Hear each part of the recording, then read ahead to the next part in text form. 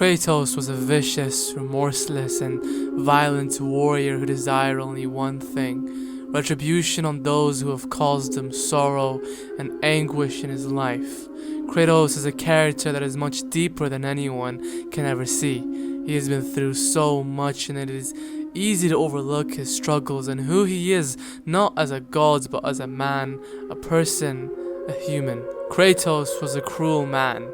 He has slaughtered numerous soldiers, monsters, gods, and even innocent humans with his fury. This is a man who brutally murdered his wife and child. He solely thinks about himself and has no regard for those underneath him. So, what distinguishes him from other personalities that are entirely antisocial?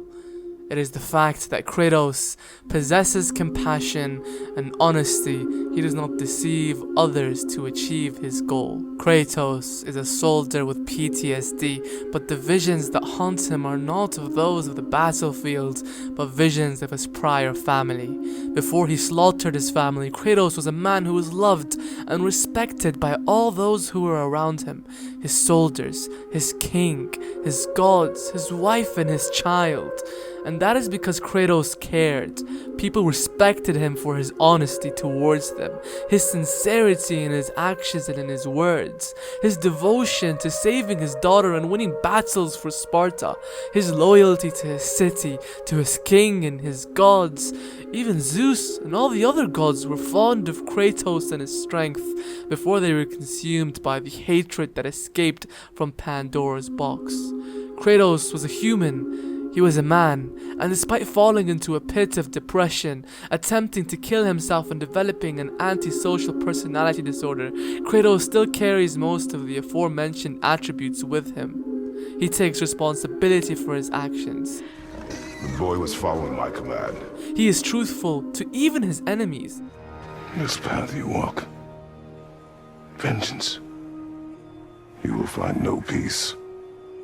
I know. And he would never start a fight unless it is to defend himself. Haven't you been teaching me to kill? I've been teaching you to survive. We are gods, boy. And that makes us a target. From now until the end of days, you are marked. So I teach you to kill, yes, but in defense of yourself. Never as an indulgence. But as many of you know, this was not always the case. When Kratos was blinded by rage and his need for vengeance, Kratos killed some who were undeserving. In God of War 3 and after the death of Zeus, Kratos was no longer the man he was. And it makes him even stronger that he was capable of pulling himself out of the place he was in and coping with the mental illnesses he was facing. Just understand that not because we see Kratos now cope with his struggles, it does not mean that they are not there anymore. In God of War 2018, we see Kratos in control of his emotions, and we see the aforementioned attributes: his honesty, his devotion, his strictness, compassion, loyalty, and responsibility return to him. You would think that this would make it harder for us to dissect his mental states, but that's where you'd be wrong. Kratos' character is tragic in nature.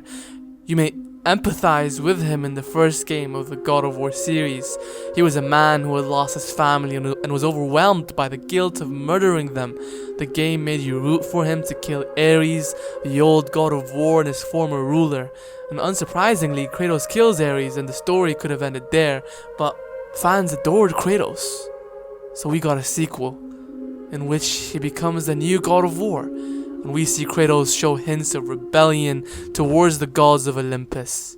Although he doesn't show it, he cared for his warriors since he raised and trained them. This is seen in the final stages of God of War 2 after he accidentally kills the last of the Spartan soldiers and shows some guilt for what he's done.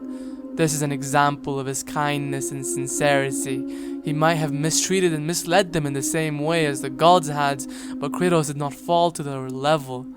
His mission was to make them proud to be Spartans. Simply said, and guess what? He did an excellent job at inspiring them. Kratos' decision to preserve Pandora in God of War 3 was another proof of his compassion and integrity. Despite slaying her father Hephaestus, he agreed to rescue and protect her. He tried to fulfill Hephaestus' final request for his daughter's safety. Despite Hephaestus' attempt to slay Kratos, Kratos complied to the Smith god's final wish.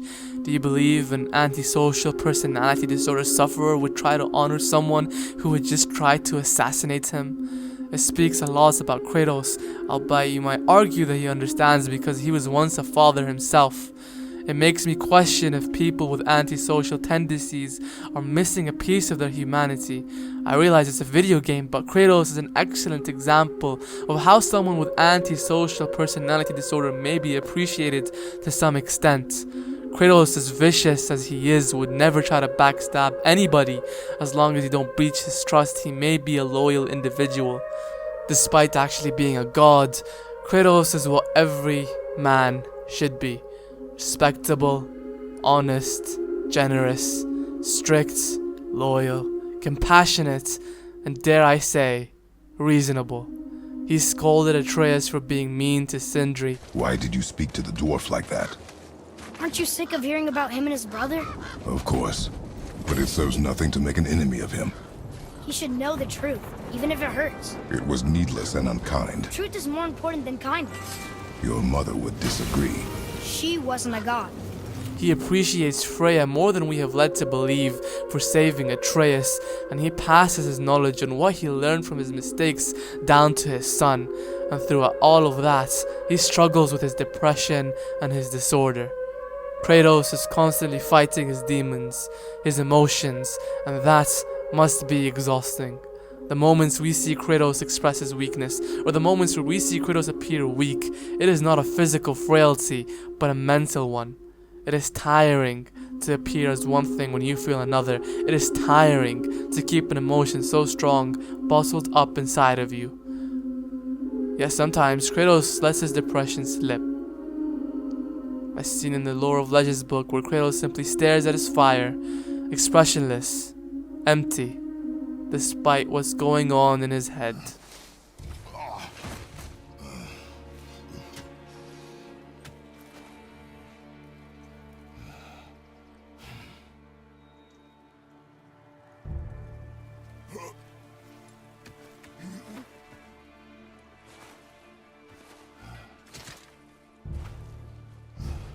And neither am I.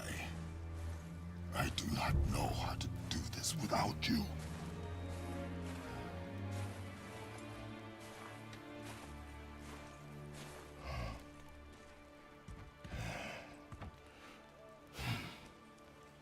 But we cannot stay here.